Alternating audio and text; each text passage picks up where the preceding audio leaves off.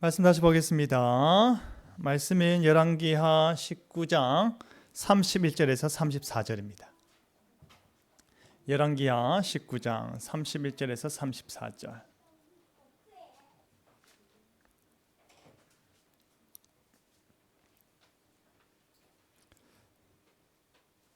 네 절인데요. 우리 한 절씩 우리 교독하도록 하겠습니다. 남은 자는 예루살렘에서부터 나올 것이요 피하는 자는 시온산에서부터 나오리니 여호와의 열심히 이 일을 이루리라 하셨나이다 하니라.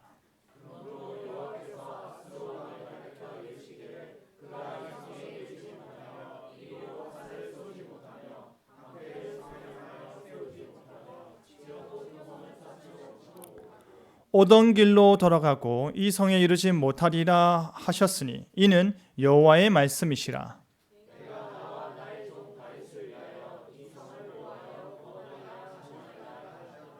아멘. 성경에 흐르고 있는 구원 역사가 큰 강맥으로 흐르고 있습니다. 그 구원 역사 가운데 특별히 우리 창조, 타락, 구속, 완성이라는 이 네 단계로 볼 때에 구속이라는 과정이 어마어마하게 길다고 할 수 있습니다. 그런데 그 중에서 그것을 쪼개 볼 때에 왕정 시대에 하나님께서 그의 언약을 기반으로 하여서 어떻게 이스라엘을 구원하여 가셨는가를 우리가 보는 안목이 필요한데요. 특별히 하나님께서 북이스라엘의 선지자 엘리야와 엘리사를 통해서 하나님을 멀리한 이스라엘 백성들에게 하나님을 보게 하셨습니다. 하나님께서 이스라엘 백성들로 하나님을 보게 하시는 것입니다. 하나님께서 여전히 그들을 사랑하시고 그리고 하나님께 여전히 그들을 아끼심을 온 세상으로 알게 하시는 것입니다. 그런데 그러했던 하나님의 선지자 엘리사가 죽습니다. 그리고 70여 년 뒤에 주전 722년이죠. 북이스라엘은 아수르에게 함락되고 맙니다.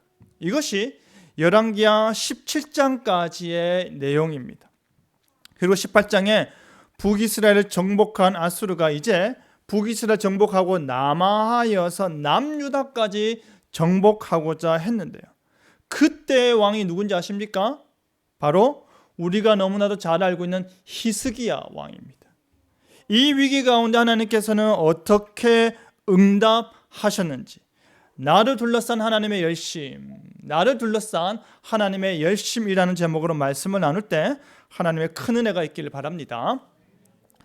여러분, 엘리야와 엘리사가 선지자로 있을 당시에 하나님께서는 이스라엘을 향한 놀라운 구원 역사를 행하셨습니다. 재미있는 사실은요, 선지자 엘리사가 죽고 나자 나만의 나음을 통해 하나님을 받던 아람 나라, 아람이 더욱더 이스라엘을 학대하고 괴롭히기 시작했다라는 것입니다.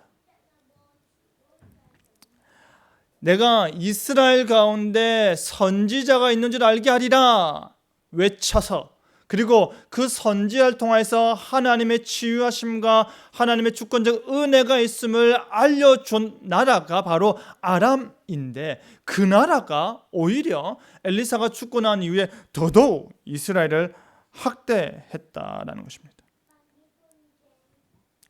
그런데 이것보다 더 놀라운 것은 하나님께서 그들의 손에는 이스라엘을 붙이시지 않으셨다라는 사실입니다. 왜일까요? 왜 하나님께서 그들을 손에 이스라엘을 붙이지 않았을까요? 열왕기하 14장 23절을 보면 그 이유를 알 수가 있습니다. 우리 다 함께 읽을까요? 열왕기하 13장 23절 화면 보이시죠? 없습니까? 제가 읽어드릴까요? 여호와께서 아브라함과 이삭과 야곱과 더불어 세우신 언약 때문에 이스라엘에게 은혜를 베풀며 그들을 불쌍히 여기시며 돌보사 멸하기를 즐겨하지 아니하시고 이때까지 자기 앞에서 쫓아내지 아니하셨더라. 이유가 뭐라고 되었습니까? 언약 때문입니다. 아직 때가 이르지 아니한 것입니다. 아직 그들에게 뭐가 있다? 뭐가 있다? 하나님의 은혜가 있다라는 것입니다. 하나님께서 이스라엘에게 은혜를 베푸신 이유는 그들이 잘하고 있기 때문이 아닙니다. 오히려 그 반대이죠. 아브라함과 이삭과 야곱과 더불어 세운 언약 때문에 그들이 언약의 후손이기 때문에 그들에게 은혜를 베푸신다라는 것입니다. 그런데 우리가 기대하는 극적인 상황은 나오지 않았습니다. 어떤 극적인 상황일까요?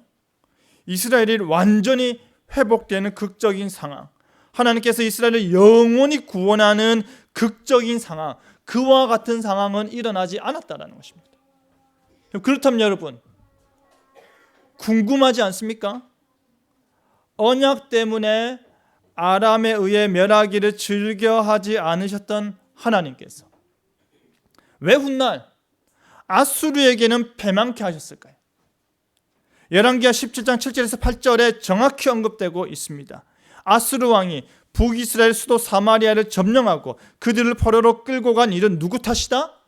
이스라엘 탓이다. 그들이 우상을 섬기고 이방인의 행위대로 행하여서 출애굽의 구원의 하나님께, 누구에게라고요? 출애굽의 구원의 하나님께 범죄하였기 때문이다 라고 말하고 있습니다. 하나님께서 이스라엘을 보는 앞에서 물리치신 이방 사람들 같이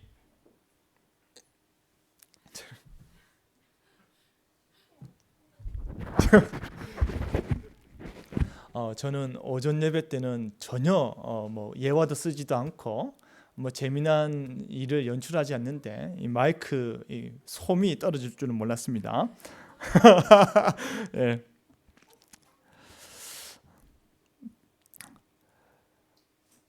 하나님께서 이스라엘 보는 앞에서 물리친 이방 사람들같이 악을 행하여서 하나님을 경록해 하였기 때문입니다.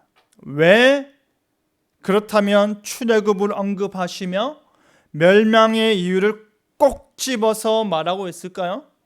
출애굽은 어떤 사건이기 때문에? 언약적인 사건이기 때문입니다.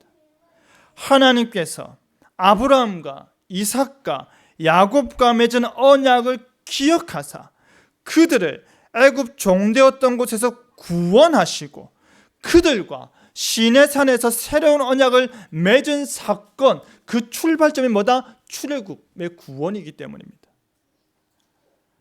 아람에게 멸망당하지 않게 하셨던 것은 아브라함과 이삭과 야곱과 세운 언약 때문이었습니다. 그런 그들이 언약을 저버립니다. 그런 그들이 철저하게 우상 숭배 국가가 되었으니 아수르의 포로가 되는 것은 당연해 보이는 것이죠.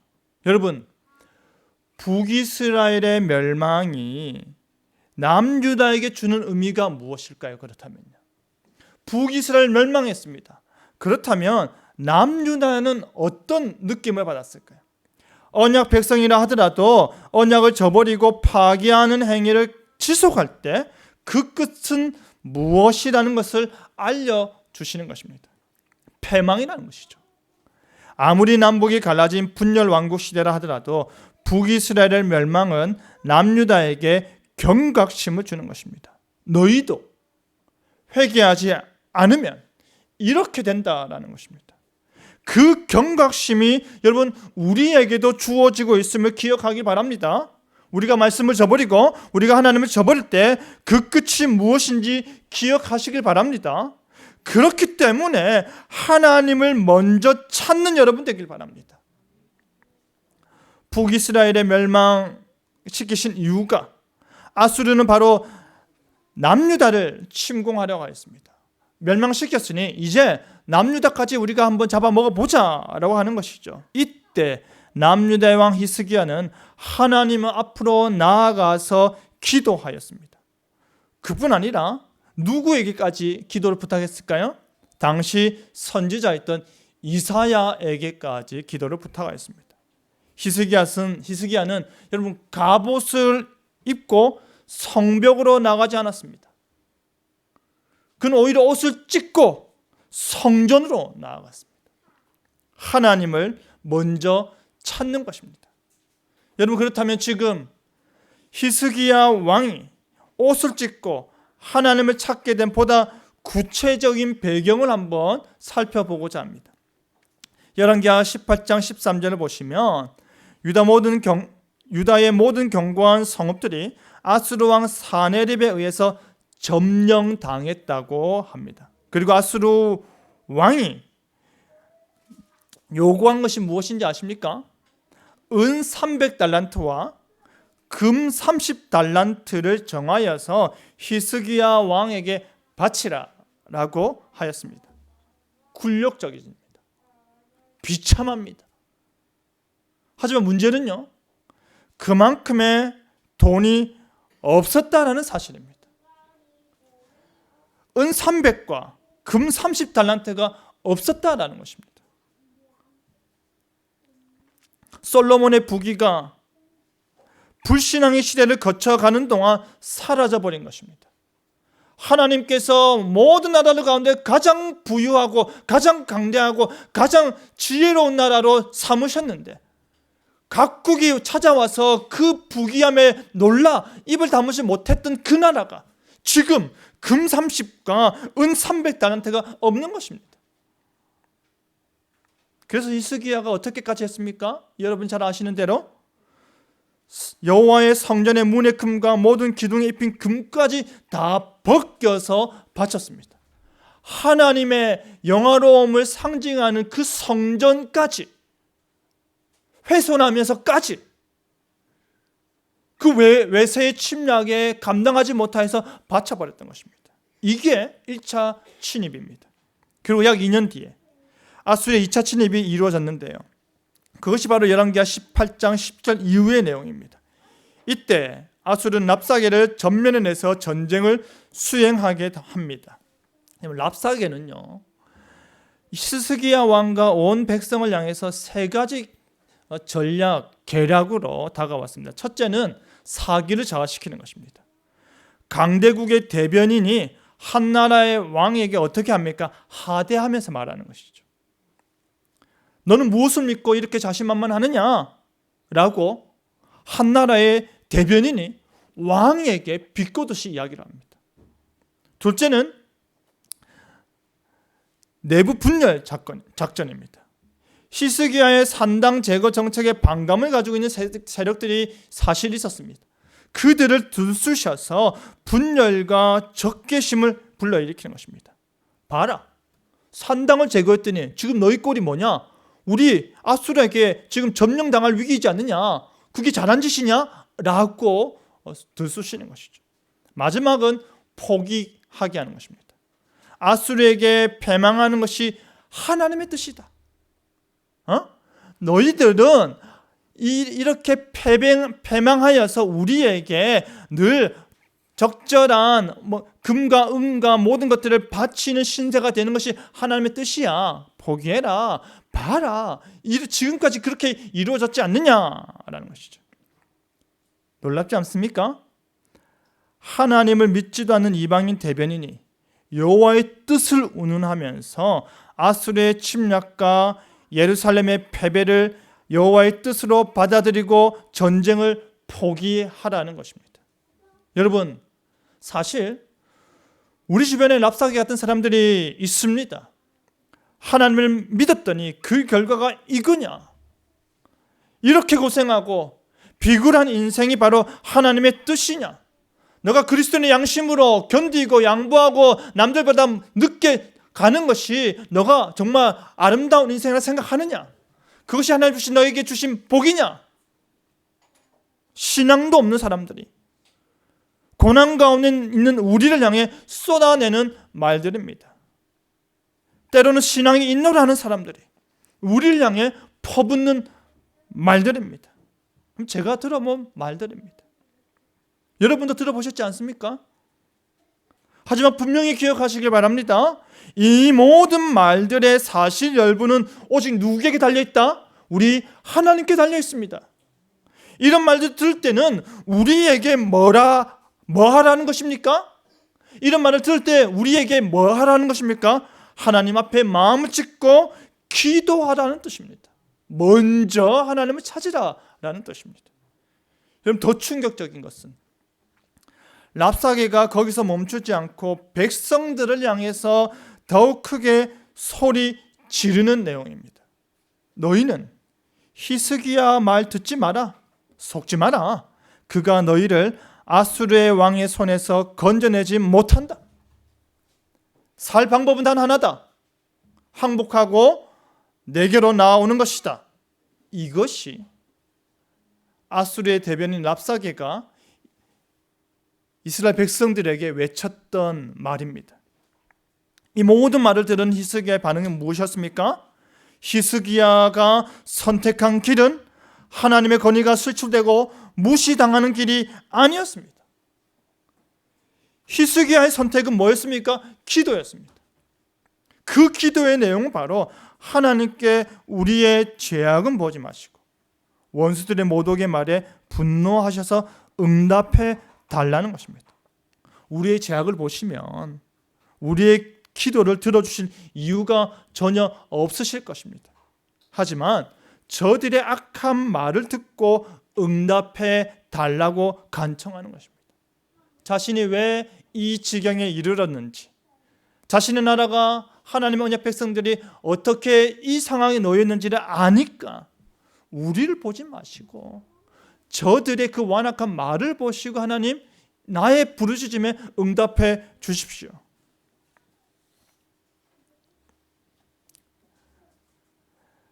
나를 보지 마시고 하나님께서 저들을 보시고 심판해 주십시오라는 그 히스기야의 부르짖음, 거기에는 어떤 이유가 있습니까? 무엇 때문입니까? 바로 오직 여호와의 공의에 호소하는 길만이 자신들이 살 길이라는 것입니다. 보다 구체적으로 어떻게 행동했습니까? 성전에 올라가서 랍사게로부터 받은 그 편지를 여호와 앞에 두고 기도하는 것입니다. 당장의 위협을 가지고서 기도하는 것입니다. 그 기도의 핵심은 19장 19절에 나타나 있습니다. 여러분 성경이 펴 있으시면 우리 함께 읽도록 하겠습니다. 우리 하나님 여호와여, 원하건대 이제 우리를 그의 손에서 구원하옵소서. 그리하시면 천하 만국이 주 여호와가 홀로 하나님이신 줄 알리이다 하니라. 히스기야는 자신의 간구와 기도에 세기를 박으면서 하나님께서 우리를 지금 이 환난으로부터 구원하여 주신다면, 아수르에 굴복당하여 자자손손 비참함을 물려주었던 그 나라들과 천하 만국의 주 여호와는 홀로 하나님이심을 알게 된다라는 것입니다. 이 얼마나 위대한 신앙입니까? 히스기야는 하나님께 필사적으로 매달렸습니다. 히스기야는 하나님의 명예와 하나님의 영광을 위해 온 힘을 다해 매달렸습니다. 그의 이 간절한 기도가 멸망의 기로에선 유다의 운명을 바꾸었음을 기억하시길 바랍니다. 한 사람의 기도가 한 나라의 운명을 바꾸는 것입니다. 여러분의 기도가 여러분의 인생을 바꿀 것입니다. 여러분의 기도가 여러분의 가정을 바꿀 것입니다. 그것을 믿으시길 바랍니다. 그 변화를 일으키는 기도, 그 기적을 일으키는 기도, 그 기도를 하시는 여러분 되기를 바랍니다. 히스기야의 간절한 기도를 들으신 하나님께서 이제 응답으로 징조를 보이신다 하셨습니다. 29절의 징조를 보면 이렇습니다. 이스라엘은 아수르 군대로 둘러싸여 있는 그 상황에서 그들은 씨를 뿌리거나 경작하지도 않았는데 저절로 식물이 자라나서 곡식을 거두게 된다는 것입니다. 어떠한 일도 하지 않았는데 곡식이 자라나서 그들에게 먹을 것을 제공한다는 것입니다. 둘러싸여 있으니까 농작을 못하고 밖으로 나오지 못하니까 안에서 굶겨 죽이겠다는 전쟁의 전략인데, 그렇다 할지라도 하나님께서 먹이시겠다라는 것입니다. 그렇게 2년을 지냈습니다. 하나님 전쟁으로 포위된 이스라엘이 먹는 것 문제없이 지내게 될 것이라는 것입니다. 그뿐 아니라 제3년이 되는 해에는 포도나무를 심고 그 열매를 먹게 될 것이다. 바로 그때의 전쟁의 상처와 폐허의 흔적이 언제 그랬느냐는 듯이 자취를 감추고 이전과 같은 풍요함을 누리게 된다라는 예언을 하시는 것입니다. 여러분이 듣기에는 어떻습니까? 여러분 듣기에 어떻습니까? 좋지 않습니까? 이러한 회복의 예언은 확실히 히스기야에게도 큰 기쁨이 되었을 것입니다. 하나님의 복이었을 것입니다. 그것만이 아닙니다. 유다 족속 중에서 피하고 남은 자가 다시 아래로 뿌리를 내려서 그 내려진 뿌리가 위로는 열매를 맺게 될 것을 약속하십니다. 이제 하나님의 심판 속에서 건짐을 받은 남은 자가 다시 하나님 앞에서 견고히 서게 된다는 것입니다. 우리 31절 다 함께 읽겠습니다. 남은 자는 예루살렘에서부터 나올 것이요 피하는 자는 시온산에서부터 나오리니 여호와의 열심히 이 일을 이루리라 하셨나이다 하니라. 여러분, 유다가 아수르의 침입에 의해 멸절되지 않고 다시 번영할 것이고, 이 하나님의 예언은 요시야 왕 치세 때 실제로 성취가 됩니다. 마치 잠깐의 위기를 넘어가고 나서 한 발 물러섰던 아수르가 다시 쳐들어와서 멸망되는 것이 아니라 오히려 하나님의 말씀대로 그 이후에 요시야 때 완전히 회복돼 버리는 것입니다. 하나님의 말씀이 예언이 성취돼 버리는 것입니다. 누가 그렇다면 이 모든 것을 이루는 것입니까? 여호와의 열심히 회복을 이루는 것입니다. 여호와께서 열심을 내시면 불가능한 일이 가능하게 되는 것입니다. 도저히 우리 상상할 수 없는 일들이 현실로 이루어지는 것입니다. 누구의 눈으로 보는 것입니까? 히스기야의 눈으로, 이스라엘 백성들의 눈으로 그것을 본 것입니다. 요시야 때에 하나님께서 말씀하신 그 예언이 우리 앞에서 이루어졌구나라고 그들이 깨달아 알게 되는 것입니다. 하나님이 열심을 품으시면 그 일이 이루어지는 것입니다. 여러분, 하나님께서는 자신의 소유인 그의 백성과 자신의 소유인 그의 영광을 아수르에게 빼앗기지 않고자 하셨습니다. 히스기야가 기도했지만, 이사야라는 위대한 선지자가 있었지만, 하나님의 백성들의 환난 중에 보호를 받고 다시금 뿌리를 내리고 열매를 맺을 수 있었던 것은 무엇 때문입니까? 하나님의 열심 때문입니다. 기억하시길 바랍니다. 우리 인생 가운데, 여러분 인생 가운데 하나님의 열심, 하나님의 열정이 우리 자신을 향할 때, 우리 자녀들을 향할 때, 그때에 무엇이 역사가 일어나는 것입니다. 약속의 신실한 하나님께서 우리를 통해 하나님의 놀라운 사역을 성취해 가시는 것입니다. 하나님께서 하나님의 일을 이루어 가시는 것입니다. 여러분, 이사야 선지자는 여호와 하나님께서 예루살렘 성을 굳게 지키시기 때문에 죄 아무리 강한 아수르라 할지라도 어찌할 도리가 없을 것이라 라고 말합니다. 오히려 하나님께서 아수르를 징발할 것이기 때문에 그들은 예루살렘 성에 어떠한 해도 끼칠 수 없다고 못 받고 있습니다. 33절을 보면 오던 길로 돌아가고 이 성에 이르지 못하리라. 이는 여호와의 말씀이리라. 여러분, 전쟁 중인데, 생각해보세요. 전쟁 중인데 가까이 와야 화살을 쏴도 그 화살의 효력이 나타날 거 아닙니까? 칼을 휘두르려면 전쟁 가운데 사람 근처에, 병사들 근처에 와야 될 거 아닙니까? 토성을 쌓든지 하는 모든 일도 가까이 와야 되는데 접근 자체를 못하는 것입니다. 누가 못하게 하는 것입니까? 하나님께서 못하게 하는 것입니다. 그러니 그들이 할 수 있는 일이라고 뭐밖에 없습니까? 왔던 길로 돌아가는 것입니다. 누구의 말씀입니까? 여호와의 말씀입니다. 우리 하나님께서 우리를 지키시고 우리 하나님께서 우리를 향한 열심을 내시면 우리를 향한 모든 사단의 유혹과 시험과 악인들의 핍박이 오던 길을 돌아가 버릴 것입니다. 하나님께서 지키시기 때문인 것입니다. 이 전쟁의 결과 어떻게 됩니까? 아수르의 패배입니다. 어떻게요? 어떻게 아수르라는 강대국이 예루살렘 성 앞에서 패배를 경험할 수 있을까요? 34절은 두 가지 일을 들고 있습니다. 우리 34절 우리 다 함께 읽겠습니다.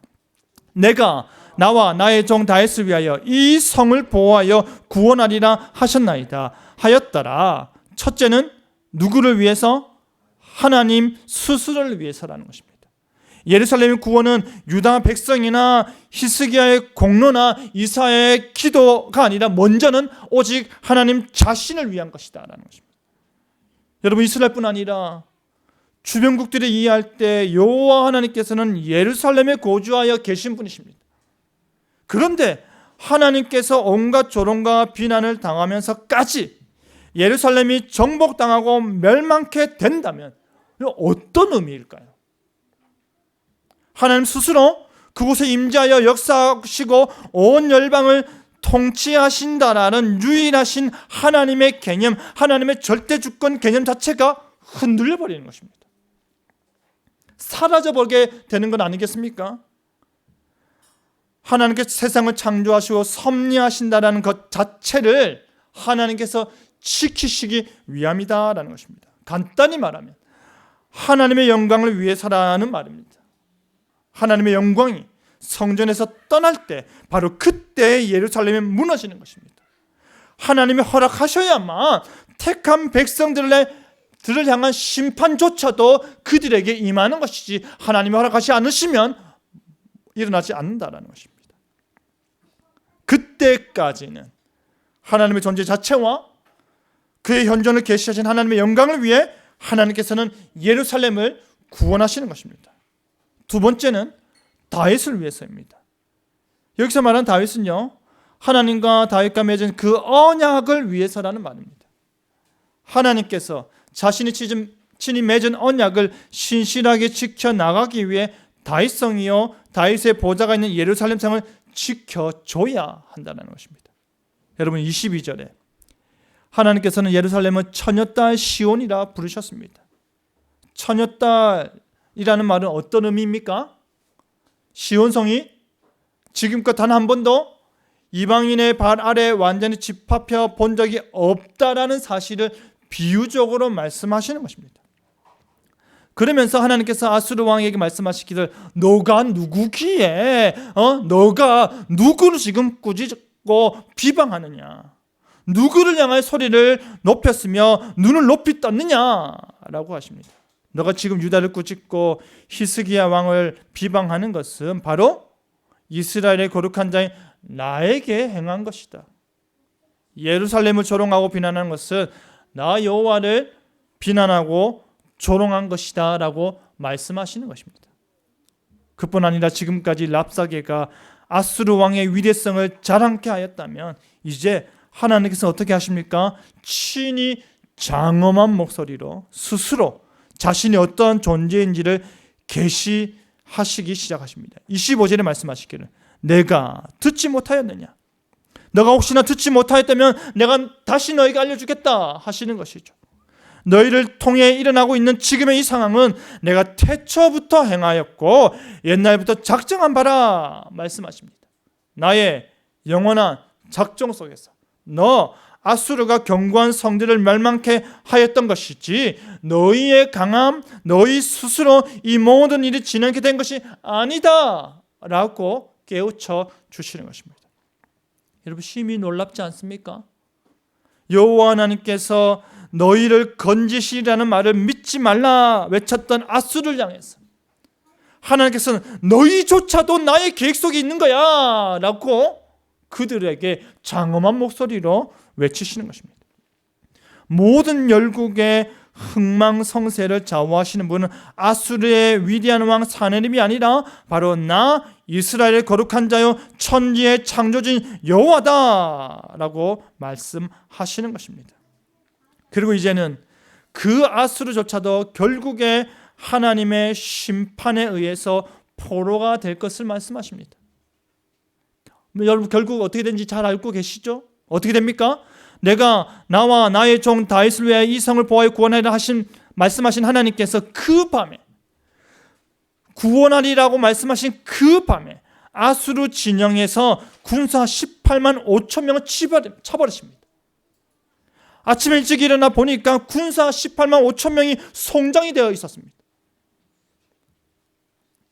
부산 시민의 20분의 1이 하루아침에 송장이 되어 있다 생각해 보십시오.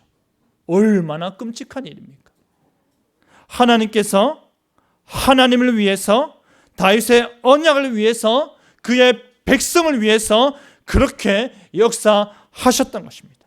하나님께 하시면 일이 일어나는 것입니다. 여러분, 하나님께서 일하고 계십니다. 하나님께서 자신을 위하여, 자신의 언약을 위하여 일하고 계십니다. 그 일의 결국은 예루살렘의 구원이었고 교만한 아수르를 향한 심판이었습니다.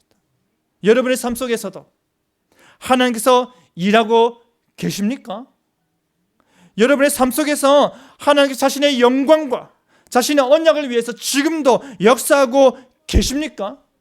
우리가 분명히 기억해야 할 것은, 우리가 히스기야 왕처럼 막강한 아수르 앞에서 아무것도 할 수 없는 존재라 할지라도, 우리가 예루살렘처럼 완전히 포위당해서 이내 쓰러질 것이 뻔하다 할지라도, 하나님께서, 하나님의 백성이 우리를 결코 포기하지 않으신다면, 하나님께서 우리를 위하여 열심을 내신다면 우리는 결코 무너지지 않는다라는 사실입니다.